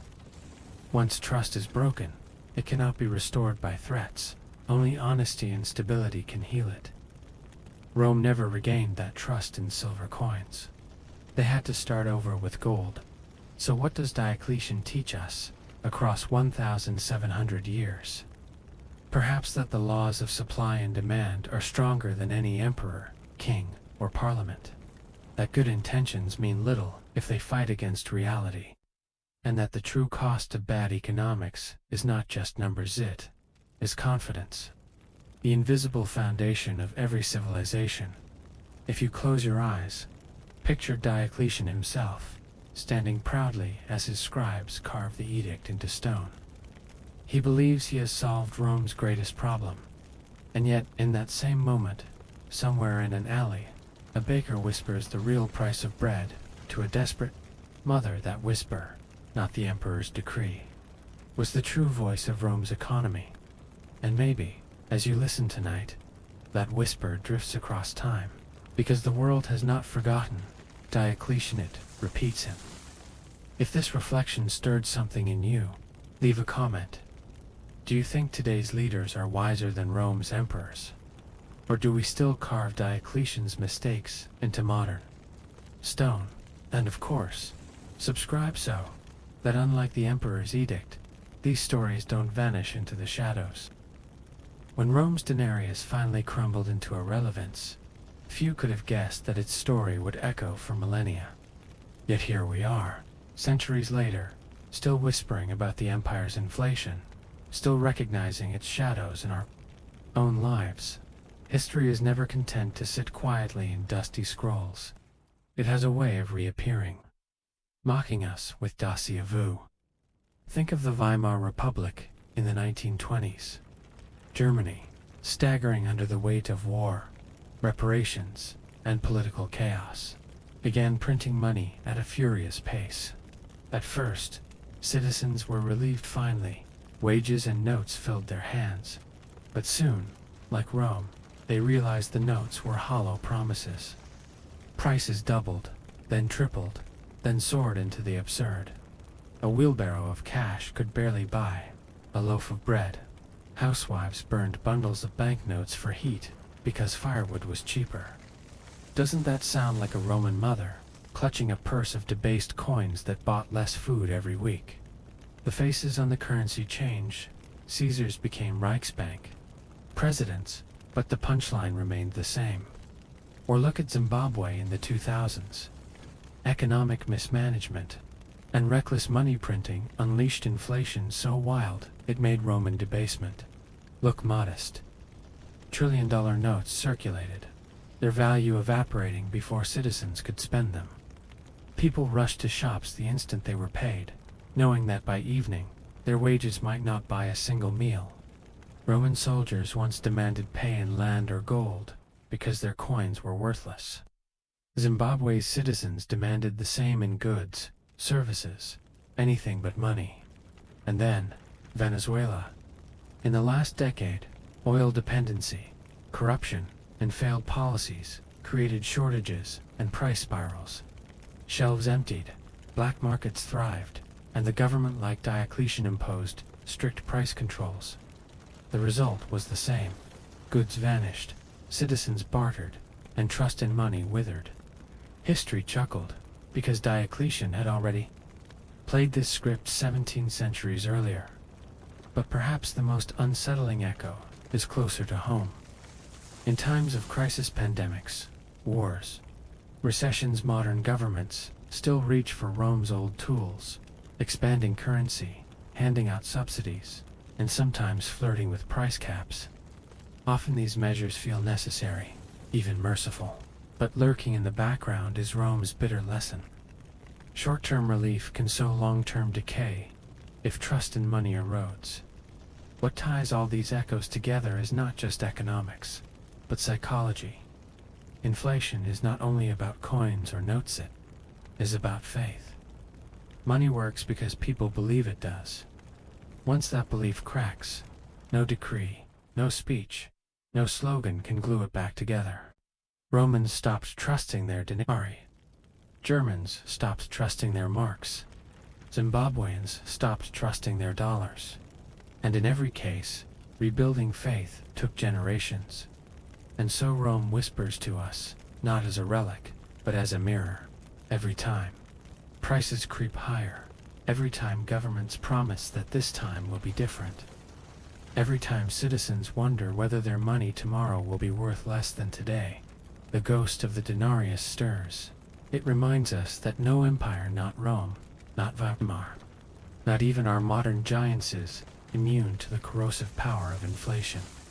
If you're listening now, maybe lying in bed and drifting toward dreams, let that whisper settle. Rome is not gone. It lives in our wallets, our markets, our fears of empty shelves, and worthless paychecks. The empire's fall was not only a story of swords and barbarians, it was a story of trust betrayed. A story we may yet repeat. And if this thought has kept you awake a little longer, don't forget. Like, subscribe, and share your reflections in the comments. Tell me, do you see Rome's shadow in our world today? Because I suspect if we look closely, it is everywhere. If Rome's inflation was the opening act of a tragic play, Weimar Germany and Zimbabwe were its encore performances, louder, faster, and even more absurd. History may not repeat exactly, but it certainly likes to rehearse. Let's begin with Weimar Germany in the 1920s. Picture Berlin cafes, where artists debated philosophy, cabarets glittered with jazz, and the promise of a modern republic seemed alive except in the shops, where money turned to dust in people's hands. War reparations from the Treaty of Versailles crushed the economy, and the government's solution was eerily Roman: print more money. At first it seemed practical. Why not? More notes meant more spending power. But soon, the numbers went insane. In 1919, a loaf of bread cost 1 mark. By late 1923, it cost 200 billion marks. Workers were paid twice a day, their wives rushing to markets with wages in baskets and wheelbarrows before prices doubled by afternoon. Children built kites and paper boats out of useless banknotes. Families wallpapered their homes with cash, because it was cheaper than buying actual wallpaper. Rome's debased denarius left fingers green with copper. Weimar's paper match money left families laughing bitterly as they burned notes for warmth. Then there's Zimbabwe in the early 2000s. The government, drowning in debt and corruption, printed money with abandon. Inflation rose to astronomical levels so high it defies comprehension. Prices doubled not just daily but hourly. The Reserve Bank issued notes for 10 million, 100 million, even 100 trillion Zimbabwean dollars, each one worth less than a bus ticket. People stopped checking prices altogether. They simply spent as fast as possible, knowing that by the time they reached the cashier, the cost might have already gone up. And in a haunting echo of Rome's black markets, Zimbabwe's economy shifted into survival mode. Barter returned. US dollars and South African rand replaced local currency. Farmers refused to accept Zimbabwean notes for grain. In towns, goods were traded in soap, fuel, or even cell phone minutes. Just as Romans once demanded payment in gold, not denaries, Zimbabweans demanded anything but their own currency. What unites these stories is not just economic chaos, but human absurdity.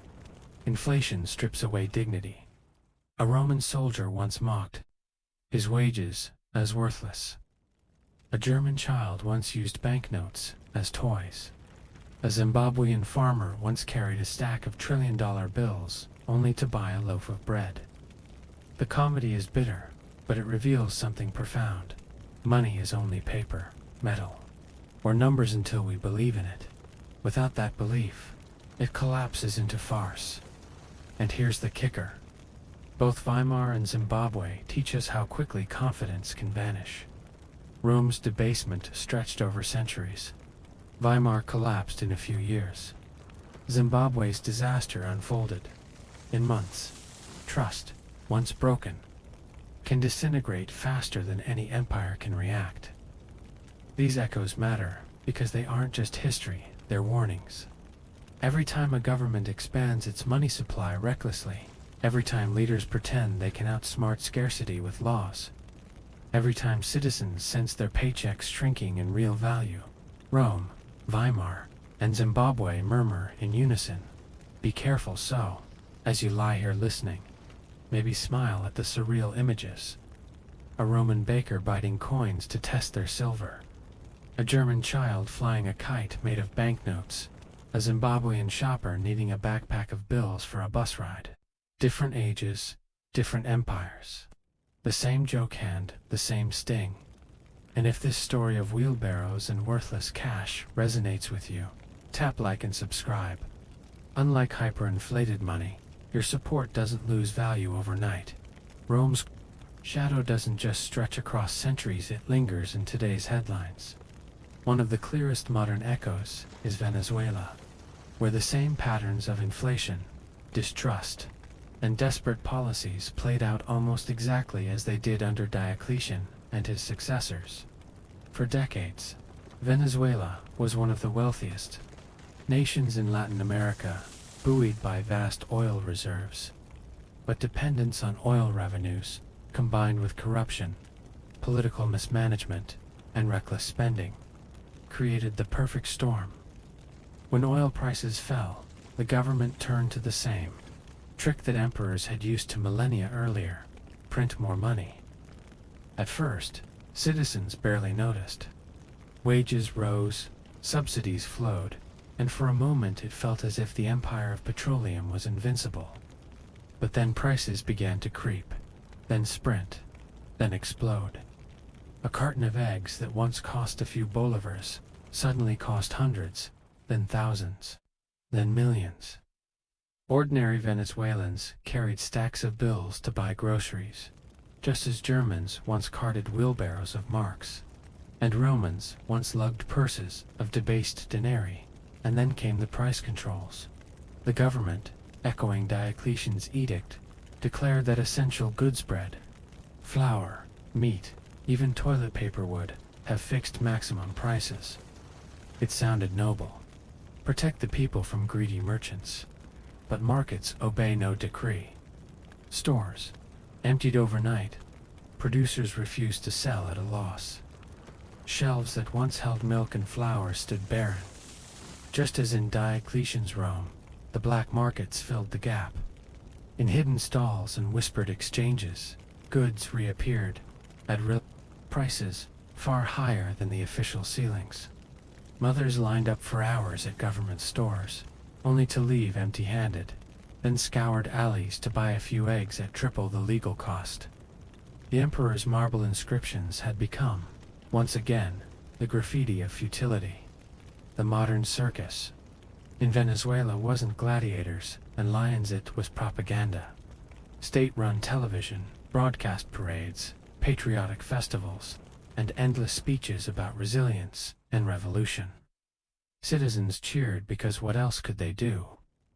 Bread was scarce, but the circuses of politics rolled on, just as they had in ancient Rome. And here's the bitter humor. While ordinary people starved, elites and insiders lived comfortably, hoarding dollars, importing luxuries, and escaping the inflation that devoured everyone else. Rome had its senators with gold aurii. Venezuela had its politically connected class with access to foreign currency. Once again, inequality widened as inflation punished the powerless and rewarded the privileged. The tragedy is not just economic, it's human. Families fled across borders in search of food and stability. Children grew up knowing hunger as a daily companion. Communities fractured under the weight of despair. And all the while, the government insisted that everything was under control, that the fixed prices and endless printing would save the nation. If you close your eyes, you can almost hear Diocletian chuckle from his grave. He had tried the same tricks. He had declared prices eternal, punished merchants for greed, and demanded that the economy obey his will. It hadn't worked then. It didn't work in Venezuela. It has never worked anywhere. And yet the temptation persists. Leaders in every age are seduced by the dream of controlling value with ink and law. But Rome's ruins, Weimar's, wheelbarrows, Zimbabwe's trillion-dollar notes, and Venezuela's empty shelves all tell the same story. Money is trust, and trust cannot be legislated. So as you drift tonight, perhaps with the faintest smile, at history's cruel comedy, remember that every empty shelf in Caracas is an echo of an empty stall in the Roman Forum. Different centuries, same mistake. And if this tale of modern circuses and ancient echoes resonates with you, don't forget to like, subscribe, and comment. Do you think humanity will ever stop repeating Rome's errors? Or are we destined to relive them with shinier coins and newer flags? When historians talk about inflation, they often drown us in numbers. Silver content, price indexes, exchange rates. But for the people living through it, inflation isn't arithmetic, it's emotion. Fear when money buys less today than it did yesterday. Distrust when merchants scowl at your coins. Resentment when the government insists everything is fine while your pantry grows empty. Survival when you do whatever it takes to feed your family. Let's return to Rome for a moment. Imagine a craftsman who has saved coins for years, dreaming of buying a small farm. He opens his purse one morning and realizes the savings no longer cover even a cow. That crushing disappointment is not just financially, it's psychological. His empire has betrayed him. Now picture Weimar Germany. A woman races to market twice a day with her husband's wages, because if she waits until evening, the money will already be worth less. Every trip to the bakery is a race against time. Inflation turns life into a psychological sprint, exhausting, humiliating, absurd. Or think of Zimbabwe. Citizens laughed bitterly as they carried trillion-dollar bills, knowing they couldn't buy a meal. Humor became a survival tool, the only way to mask despair. In ancient Rome, satirists mocked emperors by comparing coins to thin wafers of metal. In Zimbabwe, jokes about billion-dollar bus fares filled the air. The psychology of inflation always follows the same script. First comes confusion. Why are prices higher this week? Then comes suspicion. Is the merchant cheating me? Or is the coin worthless? Next comes fear. How will I feed my children? Finally comes adaptation barter. Hoarding, fleeing into black markets or foreign currencies. The process erodes trust, not only in money, but in community itself. Trust is fragile. When a baker refuses your coins, he is not just rejecting metal, he is rejecting the system that binds you both together. When neighbors turn to barter, it's a sign that the empire's glue has melted. Money is society's promise. Inflation breaks that promise, and with it, the quiet bonds of trust. And yet, people survive. They always do. Romans hoarded gold, traded goods, relied on networks of family and friends. Germans turned banknotes into toys and furniture while bartering for food. Zimbabweans swapped soap, fuel, and mobile phone minutes instead of cash. Venezuelans relied on remittances, dollars smuggled across borders, or simply fled to places where money still meant something.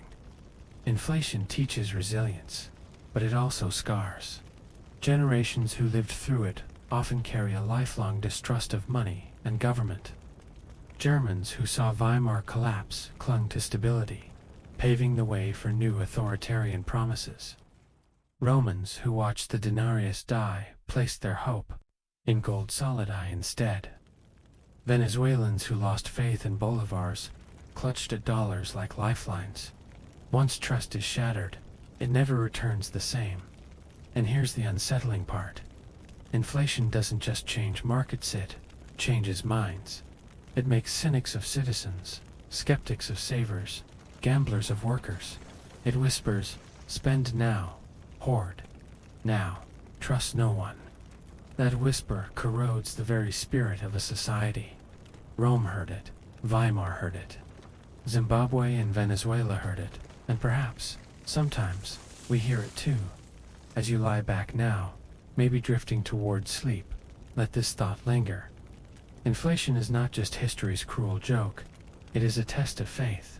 And when faith breaks, the strongest empires tremble.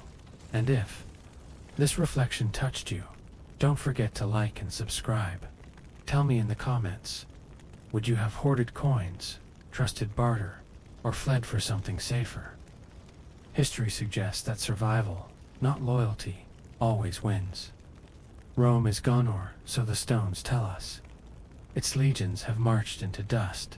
Its emperors are now marble busts in museums. Its Colosseum a broken shell filled with tourists instead of gladiators. Yet Rome is not gone. It lingers in our money, in our politics, in the quiet fears we carry when prices rise and trust falters. The story of Rome's inflation is not just about coins. It is about promises. The denarius once stood as the empire's bond with its people. This silver is real. This empire is eternal. This system will endure. When emperors debased their coins, they debased that bond. Bread grew dear. Soldiers grumbled. Trust evaporated. Rome cracked not just from barbarian swords, but from the betrayal of confidence. That lesson echoes across every age. Weimar Germany's marks, Zimbabwe's trillion-dollar notes, Venezuela's empty shelves is a mirror of Rome's denarius, and each reminds us that money is not wealth, but trust. Trust is invisible, fragile, and once lost, it cannot be restored by decree. Why does Rome still matter? Because its failure is universal. Every society, no matter how mighty, is tempted by the same shortcut: sprint more, promise more, spend more. And every society must face the same truth. the bill always comes due. Rome shows us that no emperor, no president, no parliament can outvote arithmetic. But Rome also offers a quieter lesson. People endure. Mothers still found bread in back alleys. Soldiers still fought for their pay. Farmers still tilled fields, even as coins crumbled. Trust in empire may falter, but trust in survival never does. The resilience of ordinary Romans, like that of Germans, Zimbabweans, Venezuelans, and countless others, is proof that humanity bends, but does not break. So, why Rome still matters is not just because it fell it, is because it whispers to us, reminding us of what we risk.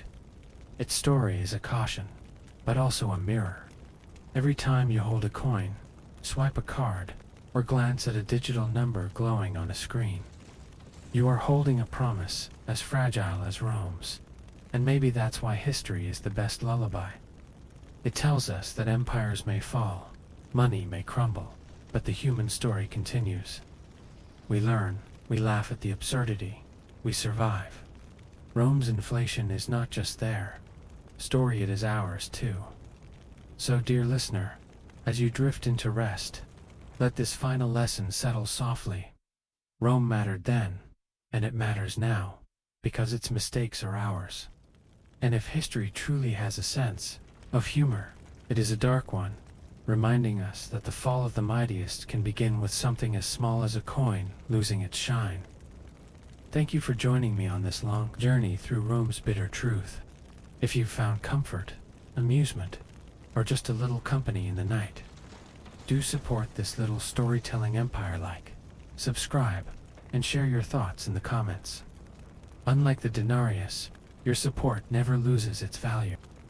And so, dear friends, we close the scroll on Rome's great experiment with money, the rise and ruin of the denarius, the bread and circuses that masked hunger, the emperors who believed they could outsmart arithmetic, and the echoes that still haunt our world today. History's punchline is clear. The mightiest empire in the world was not undone, only by swords or invasions, but by the slow betrayal of trust. Inflation, that quiet thief, ate away at Rome's foundations coin by coin, loaf by loaf, until even the eternal city felt its fragility. But if Rome's fall warns us, it also comforts us, because as empires stumbled, people endured. They bartered, they adapted, they survived, and so do we.